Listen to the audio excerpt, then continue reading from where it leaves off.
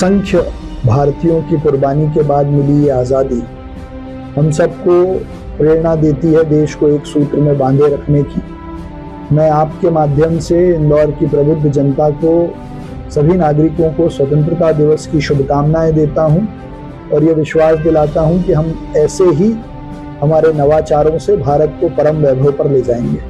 इंदौर में स्वतंत्रता दिवस की तैयारी और स्वच्छता का जज्बा दोनों का संगम देखने को मिला। नेहरू पार्क में हर घर तिरंगा और हर घर स्वच्छता अभियान के तहत गुरुवार को यहां बस्ती के बच्चों के लिए मस्ती की पाठशाला सजी। इस खास कक्षा में बच्चों के गुरु बने खुद संभागायुक्त दीपक सिंह, जिन्होंने न सिर्फ पढ़ाया बल्कि प्रेरित भी किया।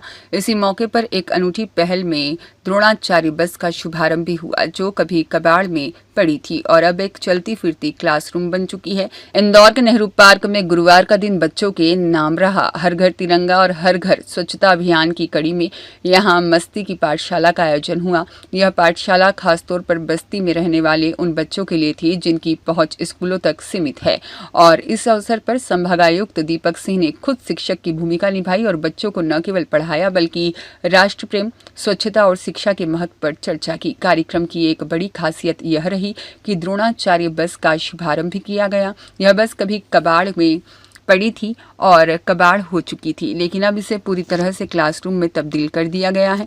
आधुनिक सुविधाओं से लैस यह बस स्कीम नंबर 140 में स्थापित की जाएगी, जहां यह वंचित बच्चों के लिए चलती फिरती ज्ञान की पाठशाला बनेगी।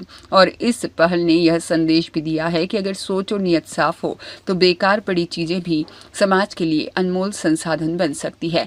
इंदौर में स्वच्छता और देशभक्ति के रंग में रंगा यह आयोजन साबित करता है कि शहर सिर्फ साफ सुथरा ही नहीं बल्कि शिक्षा और नवाचार में भी आगे है। मस्ती की पाठशाला और द्रोणाचार्य बस जैसे प्रयास न सिर्फ बच्चों के चेहरे पर मुस्कान लाते हैं बल्कि आने वाले कल को भी रोशन करते हैं। आज इंदौर में जो गरीब बस्तियां हैं वहां पर विजय वेलफेयर सोसाइटी, जिसमें केमिस्ट्री की लेक्चरर हैं माधुरी मोहिते मैडम, जो कि गरीब बच्चों को साइंस की पढ़ाई कराती हैं, उनके लिए हमने जो इंदौर सिटी अपना Atal Indore city transport services limited है, उनके माध्यम से एक हमने बस प्राप्त की थी जो कंडम बस थी।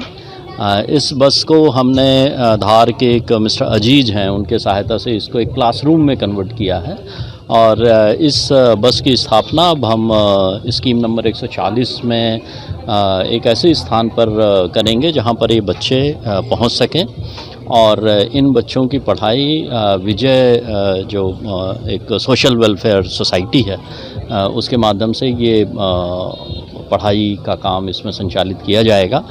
और आज इस बस की शुरुआत हुई है और हम लोग कोशिश करेंगे कि और भी ऐसे शहर में जो ऐसे गरीब बस्तियां हैं या जहां आर्थिक रूप से कमज़ोर वर्ग के लोग रहते हैं वहां पर इस तरह के क्लासरूम हम स्थापित कर सकें और NGOs के माध्यम से यहाँ बच्चों के पढ़ाई के लिए एक बेहतर माहौल हम बना सकें। सर, इसमें किस तरह के बच्चे आएंगे जो अंडर प्रिविलेज हैं या जो स्कूल नहीं जा पा रहे हैं?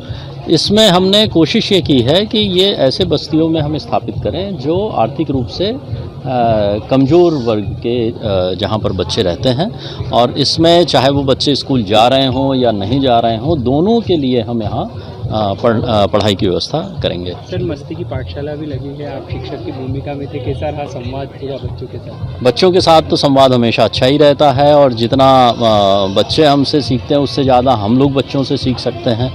तो नई जनरेशन है, लेकिन महत्वपूर्ण ये है कि अभी जो एक सोशल मीडिया और एक रील की नकली दुनिया का एक जो माहौल बना हुआ है उसको तोड़ के बच्चों को साइंस एंड टेक्नोलॉजी और पढ़ाई की तरफ ले जाने की ज़रूरत है। अभी जैसा कि प्रधानमंत्री जी ने भी स्टेम की बात की है, science, technology, engineering and maths, इसकी पढ़ाई की बात की है। और अगर आप देखेंगे कि अभी जो AI की जो बात हो रही है, आर्टिफिशियल इंटेलिजेंस या जो ML की बात हो रही है, मशीन लर्निंग की, वो सारा का सारा जो है वो मैथ्स बेस्ड है। तो अब ज़रूरत इस बात की है कि जो साइंस के जो बेसिक सब्जेक्ट हैं, चाहे मैथ्स हो या फिजिक्स, इसकी पढ़ाई की तरफ हमको ध्यान देना। 15 अगस्त हमारे देश का जो स्वतंत्रता दिवस है, निश्चित रूप से हमारे ये गौरव को और हमारी जो भारत वर्ष की एक गौरवशाली परंपरा है उसकी याद हमको दिलाता है। 1947 में जब देश को आज़ादी मिली, अनेक स्वतंत्रता संग्राम सेनानियों ने अपनी जान देकर भी हमारे देश को स्वतंत्रता दिलाई है।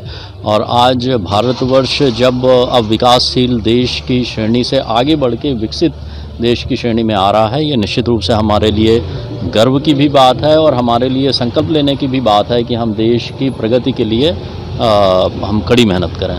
ब्यूरो रिपोर्ट, सत्याग्रह न्यूज़, मध्य प्रदेश।